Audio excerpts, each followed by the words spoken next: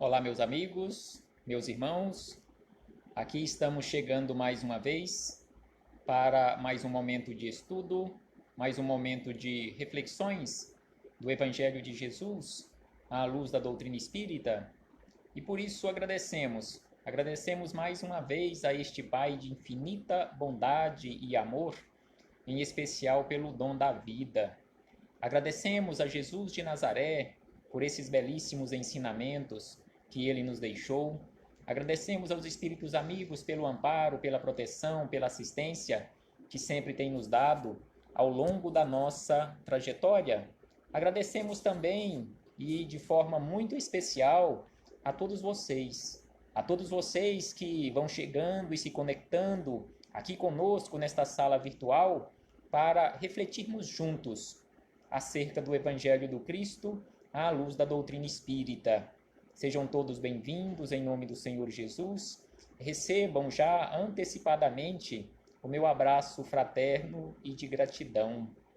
E hoje, neste dia 27 de julho do ano de 2020, aqui estamos chegando para estudarmos mais um capítulo do livro Indulgência, de autoria do Espírito Emmanuel, através da mediunidade de Chico Xavier. E o capítulo de hoje é o capítulo de número 12. E o capítulo de número 12 tem como título Jugo Mental. Então aqui Emmanuel nos traz belíssimas reflexões acerca do uso do nosso pensamento, por isso que ele classifica aqui como jugo mental. Como estamos colocando em prática aqueles ensinamentos ou aquele ensinamento de Jesus quando ele nos disse sobre a necessidade da vigilância. Porque neste caso, de acordo com os nossos pensamentos, de acordo com as nossas vibrações, sem sombra de dúvida, que estaremos definindo as nossas companhias. Conforme nos diz Haroldo Dutra Dias, recentemente ouvindo uma palestra de Haroldo, ele nos chama atenção em relação a esta situação do uso do pensamento, onde via de regra nós conhecemos aquela frase, diga-me que com quem andas, que eu te direi quem és. Aí Haroldo nos chama a atenção que esta frase ela deve ser e precisa ser alterada para a seguinte: diga-me o que pensas, que eu te direi com quem andas. Então, o que nós pensamos, o que nós vibramos, sem sombra de dúvida, está definindo as nossas companhias. É por isso que diga-me o que pensas, que eu te direi com quem andas, está perfeitamente de acordo, está perfeitamente em acordo com aquilo que nós estamos elegendo ou aqueles que nós estaremos elegendo para andarem conosco. E antes de começarmos aqui nas palavras de Emmanuel, é muito importante nós lembrarmos, e por isso nós aqui estamos lembrando e citando, lá no livro Nosso Lar, tem uma belíssima preleção, uma belíssima palestra, belíssimos ensinamentos em um salão nobre de Nosso Lar com a ministra veneranda, onde ela nos fala exatamente sobre o pensamento. A palestra dela é exatamente sobre o uso do pensamento. E aqui destacamos apenas um trecho desta palestra, onde ela nos diz o seguinte, que o pensamento é a base das relações espirituais dos seres entre si.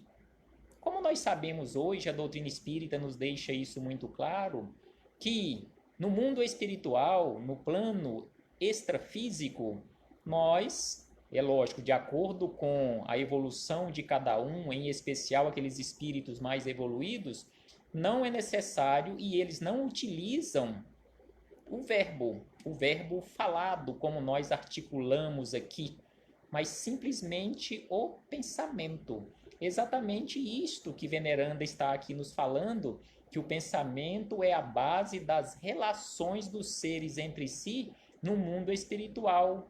Mas não esquecemos que somos milhões de almas dentro do universo. Aí ela diz ainda algo insubmissas ainda às leis universais. Então ela diz aqui que a maioria de nós, destes bilhões de almas que estamos aqui gravitando no universo, ainda somos insubmissos às leis universais. E ela acrescenta: não somos, por enquanto, comparáveis aos irmãos mais velhos e mais sábios, próximos do divino, mas milhões de entidades a viverem nos caprichosos mundos inferiores do nosso eu. Então aqui ela nos chama a atenção exatamente para isto, para o uso do pensamento. Mesmo estando habitando mundo de provas e expiações, onde nós nos encontramos, é preciso nós começarmos um comportamento diferente para que nós possamos, em breve, e que não demore muito, este em breve, é lógico, na medida do plano espiritual, que pode levar milhares e milhares de anos, mas em breve nós ingressarmos nestes mundos melhores, onde o pensamento realmente seja para nós também a base das nossas relações. Aí chegamos aqui nas palavras de Emmanuel, começando aqui este capítulo 12, ele nos diz o seguinte: repara, aqui ele já começa chamando a nossa atenção para repararmos. Repara enquanto é cedo. Então aqui Emmanuel já começa nos dando um puxão de orelha. Acorda enquanto é cedo. Não deixe para você acordar tarde demais. Conforme o nosso companheiro Eudes está aqui lembrando, nós construímos o nosso mundo mental.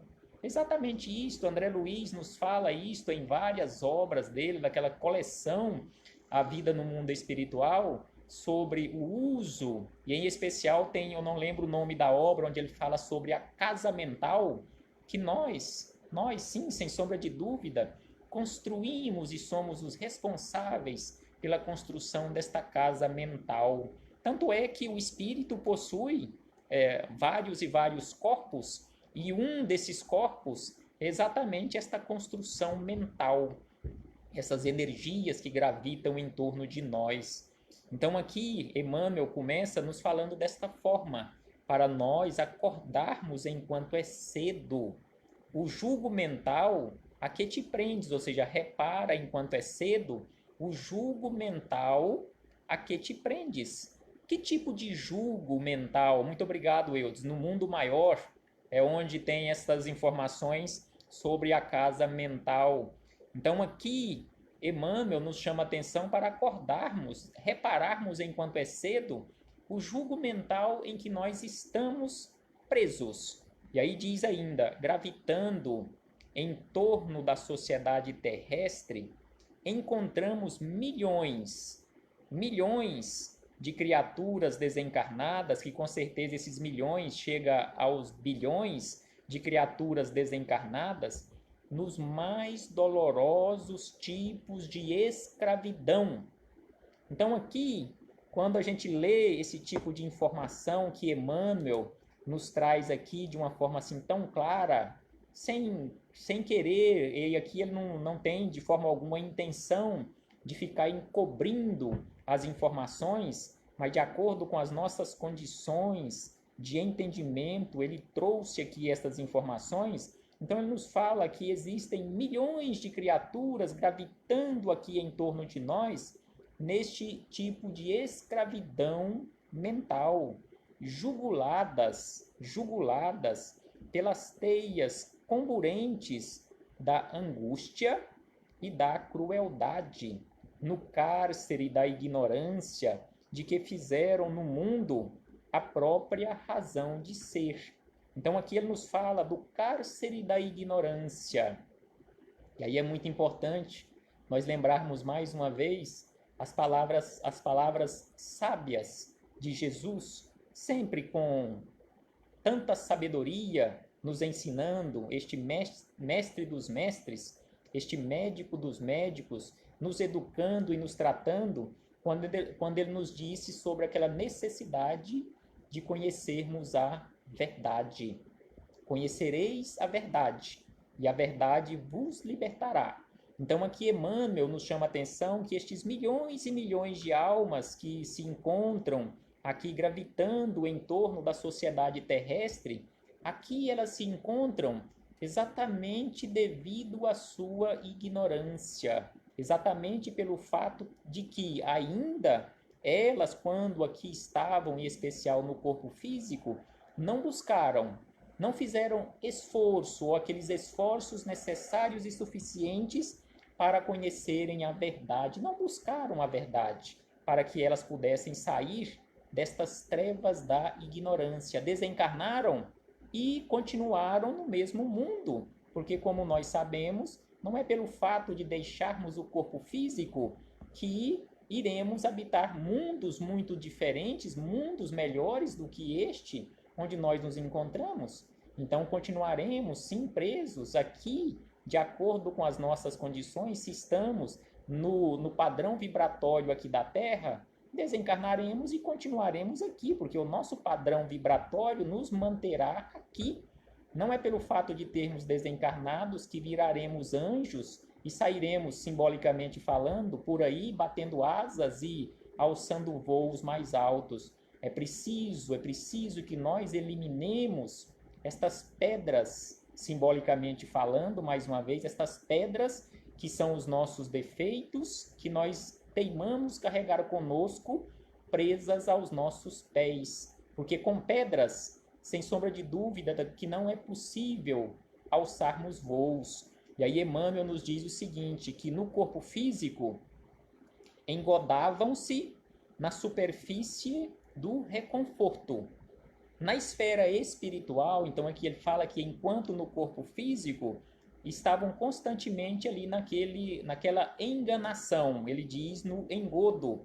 Na esfera espiritual, acordam na verdade profunda que lhes solicitava exame e entendimento.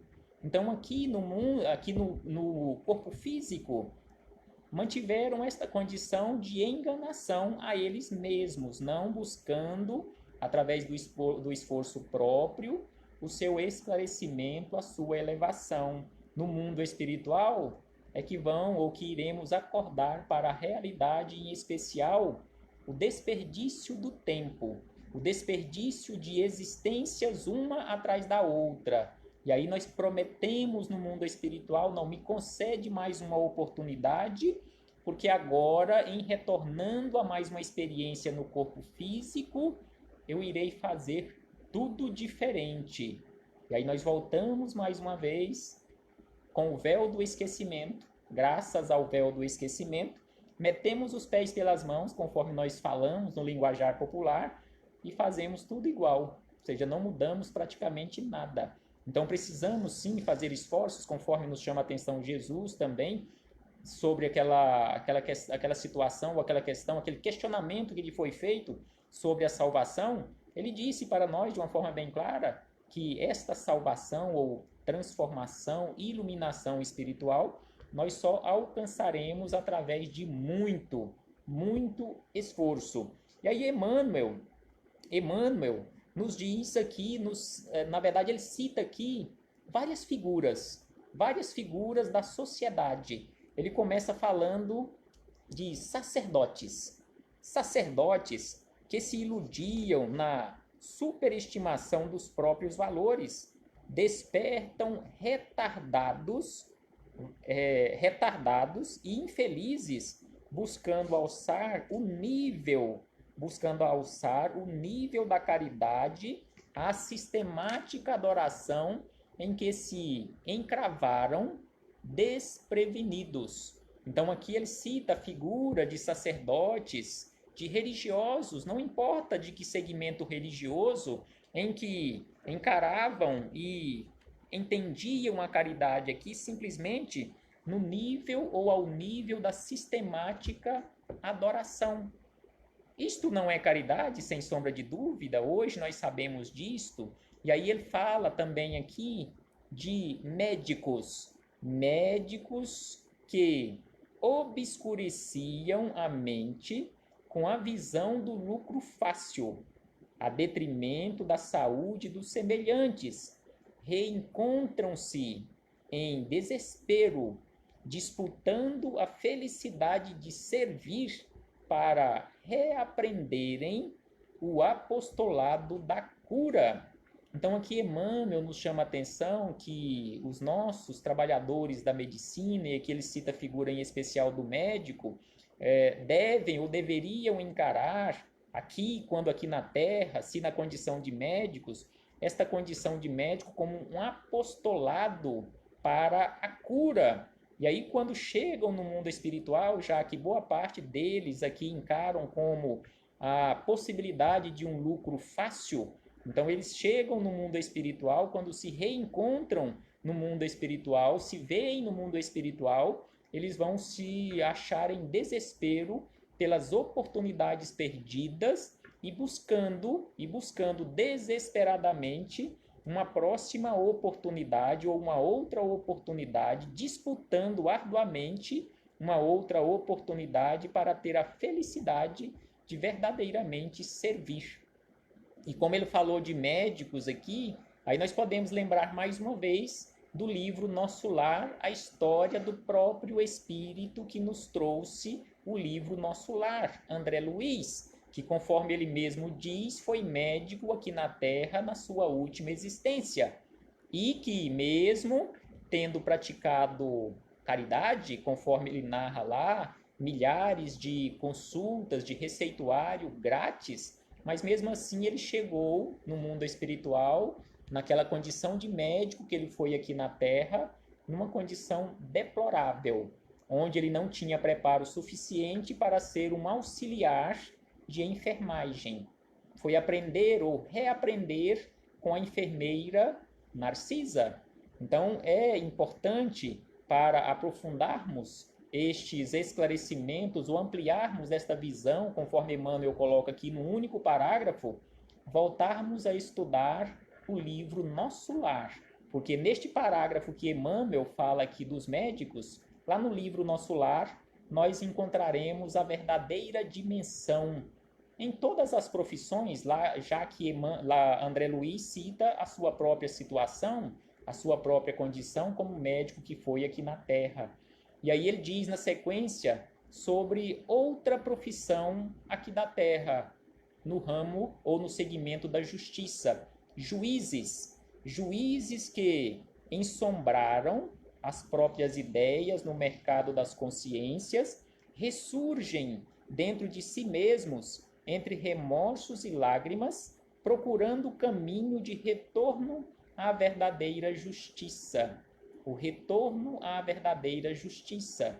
Então nós precisamos nos esforçar, e aqui ele cita essa figura dos juízes que trabalham com a justiça, em esforçarmos ao máximo para cumprirmos esta lei de justiça, dando a cada um aquilo que é seu. Nós sabemos que dar a cada um aquilo que é seu, só Deus consegue fazer isto, porque ele é a própria justiça. E na sequência, Emmanuel traz aqui a figura de todos nós, englobadamente, os pais, já que todos nós estamos aqui na Terra, mesmo que não tenhamos tido a oportunidade de sermos pais, biologicamente falando, em potencial, todos nós somos pai, todos nós somos mãe. Então aqui ele nos diz que pais humanos que mentiram à própria alma, acalentando nos filhos o devotamento à facilidade e ao dinheiro. Então aqui ele nos chama atenção para que nós não nos comportemos assim perante os nossos filhos em relação à facilidade das coisas aqui na Terra e ao dinheiro fácil. retomam-se na realidade amargosa, regressando ao lar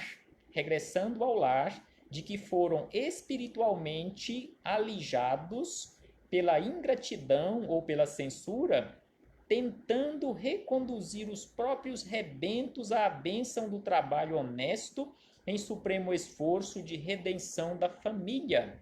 Então aqui ele nos chama a atenção que todos nós, se um dia nós nos comportamos assim, ou se estamos neste momento adotando este tipo de comportamento, numa próxima oportunidade nós retornaremos no mesmo agrupamento familiar, fazendo de tudo, todo o esforço para a suprema redenção da família. Então, se queremos uma família mais estruturada, se queremos uma família mais equilibrada no futuro, então comecemos hoje a trabalhar corretamente ou o mais próximo do correto possível para que tenhamos no futuro também bem próximo uma família mais equilibrada. Então, em muitas situações, às vezes nós falamos ou ouvimos falar, numa próxima existência, Deus me livre, eu não quero vir nesta família porque essa família é muito complicada.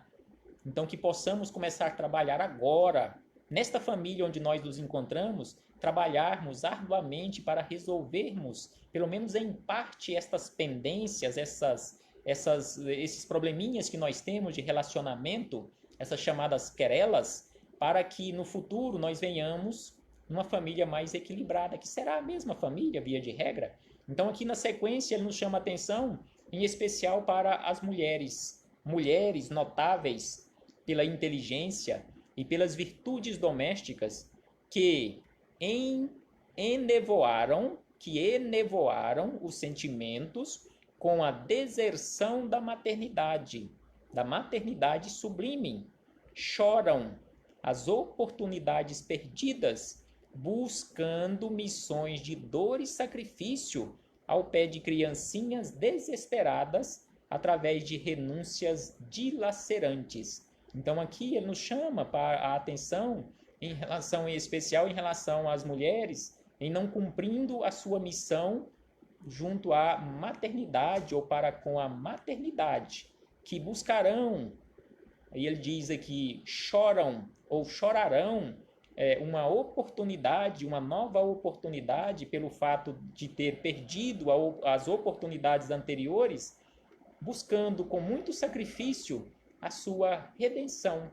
E nós, aqui na Terra, só temos a agradecer às mulheres, porque se não fossem as mulheres, sem sombra de dúvida que nós não estaríamos aqui.